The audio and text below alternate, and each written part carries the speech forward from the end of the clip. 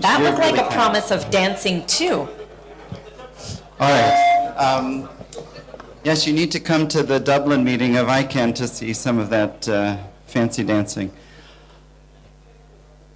Hi, I'm Chris Mondini. I'm from ICANN, and I'm here to give some updates on how things are going for the upcoming round of gTLDs, and I'll make it very quick. I like to always begin with a little bit of a reminder of our, let's say, our mission, and then talk about, as I said, the status of the program. I was asked to provide some market insights. I can tell you things that I'm hearing on the road when I do these presentations, and also enlist all of you to help raise awareness of the program around the world. I have to say, I'm delighted to be here, and I want to say thank you.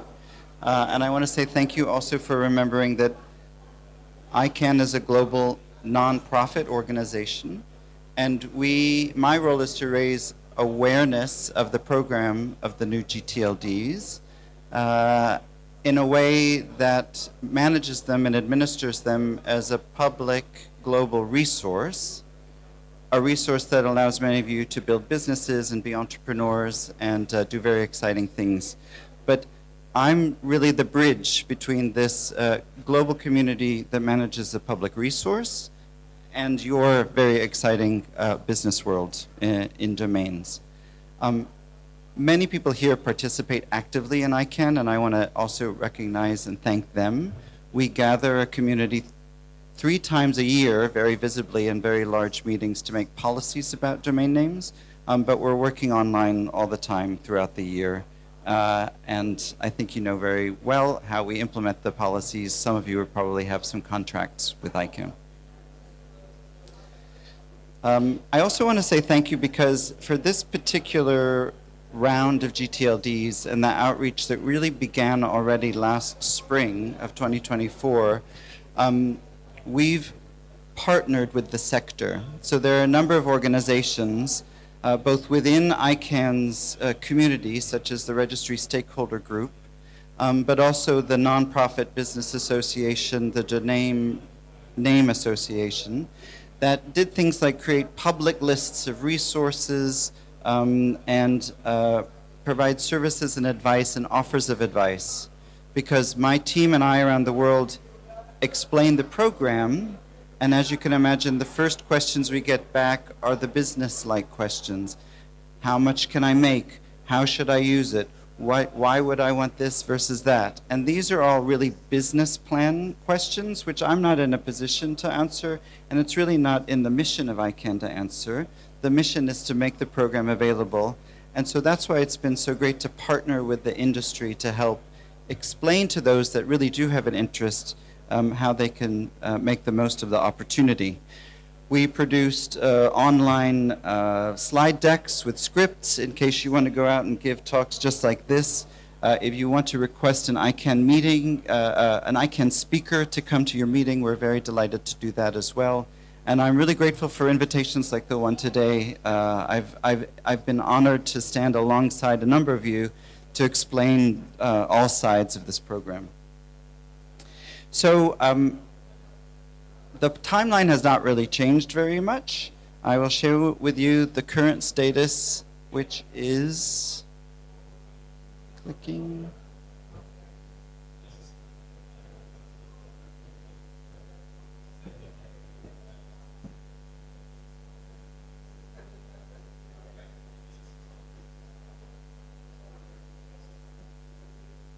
Gives off a lot of heat, very hot screen. Ah, there we go. Okay.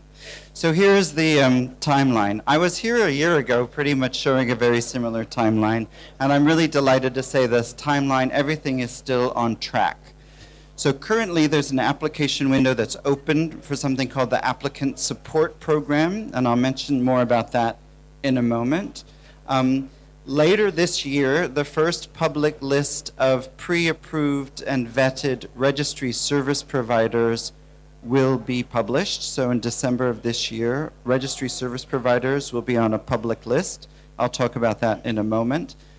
The all-important applicant guidebook, that lovely 400-page nighttime reading. 200 pages of it is really an appendix. So, but these are the rules, these are the processes, these are all the steps and everything that people that are going to be applying are studying even as we speak. The draft is available now, and we don't expect much in the way of changes. And we're still on track for an April opening of the application window. When I go around now and I talk about the applicant guidebook, these are the modules that people are the most interested in, and I know Michael alluded to some of these. People are very interested in the fees, the steps. You know, when I'm talking to businesses, it's a little hard for them to understand they're not just putting their money down and signing a contract and getting a gTLD. They're really engaging with the global community that's doing some oversight and inputs because it is a global resource for the world.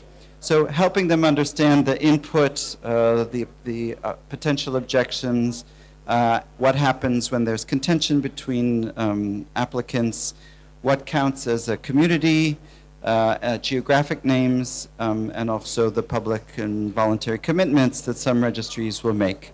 And again, all of the rules will be settled and published on time before the end of the year.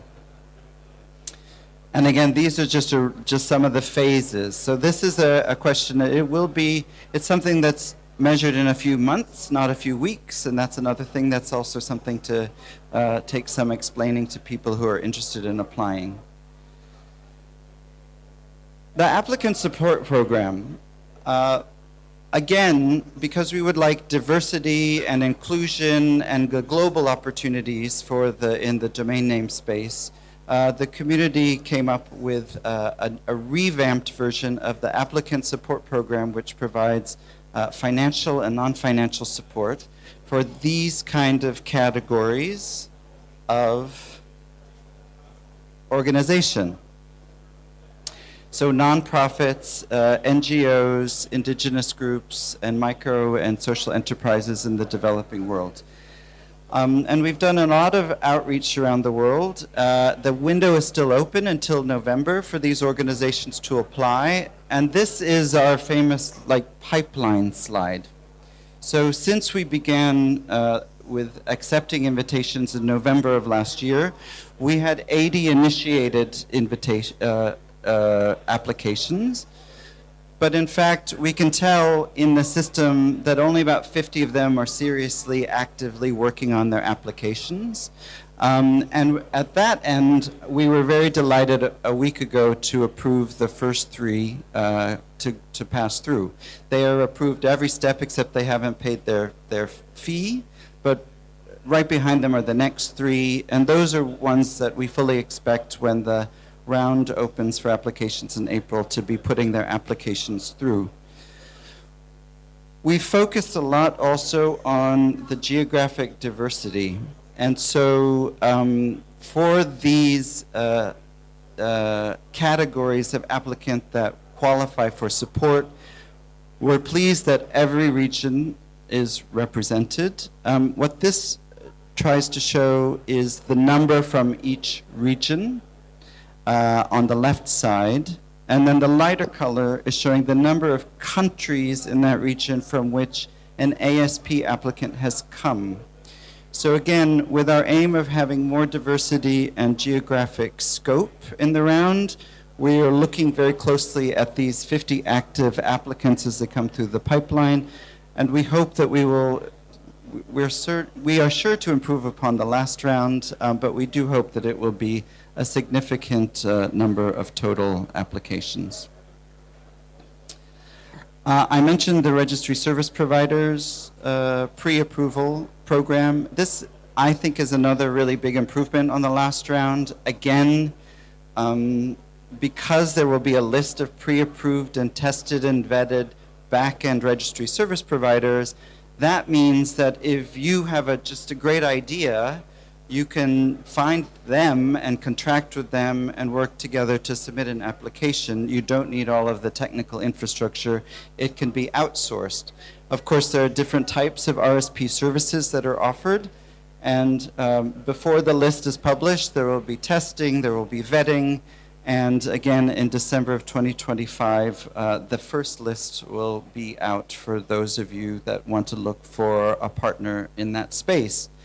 And again, we're happy that we have in every region at least one applicant. So again, it is an aim and really a strong ethos within the ICANN community to make the benefits of gTLDs and the program as widespread as possible. And so at least one in Africa and one in the Latin America Caribbean market. And then this is the pipeline slide for those applications. So there's a big number here because of all the different types of RSP that there can be, but almost everybody is in technical screening currently and about to start technical testing. It's a big program. A lot of people are working on it. It's got a big budget, and this is just a kind of the list of all the other things that are going on. The business process mapping, the contracting with vendors to review applications, the contracting with vendors to help with contentions, technical testing, as I mentioned, the base registry agreement, which is the key contract, supporting all of that. So really every department is involved, and again, the key point here is it's all on track. So we're meeting our timeline targets. So get ready for the opening of that application window. So market insights, I get more market insights sitting in the audience. I don't have that much to add here. I can tell you though that from working with my colleagues around the world and really, many of what our meetings turn out to be are like cold calls. For example, for the applicant support programs, we would show up at a nonprofit or an NGO or an indigenous and tribal peoples organization, and we'd say, hi, I'm from ICANN. Let me explain what ICANN is. Let me explain what ICANN does. Let me explain what a gTLD is. And then let me explain how you might be interested in having a gTLD. So all of those things are very hard to explain. I can say that one of the great benefits is we have at least raised awareness of what gTLDs are and what ICANN is and the availability, its openness to participation. But I will say, gathering the feedback from my colleagues, I expect applications in every one of the categories. All of those categories that you see in the applicant guidebook, I feel strongly that there will be applications that are fitting into all of them. So communities, as we saw, the applicant support program, nonprofits, geographical names, brands, IDNs in different characters and scripts, and startups. The fintech startup sector is very keen. And as we saw also with free name, entrepreneurs that are trying to bridge blockchain with DNS, I think you will see them definitely in the mix, as we've heard, in fact. I think the easiest way for this part is just to let you know that I am available. I'm happy to come speak. I'm happy to send someone from the stakeholder engagement team to speak. I'm happy to show up on a webinar. If you can get 10 people on a Zoom, we will come explain the process, the program, how people can prepare and apply. I know many of you also I call upon, because when I'm in front of an audience that wants to say, well, how do I work a registry? Or how many people do I need to hire? Or what will it cost me over 10 years? Those are questions that you can answer much better than I can.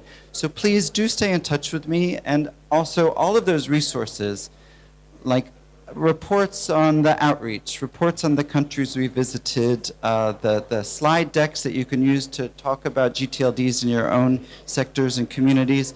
There's even a platform to translate materials into multiple languages.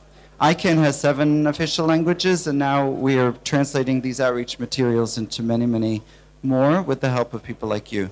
So have a look at the resources section of the website and just drop me a line if we can do work together. So thank you very much.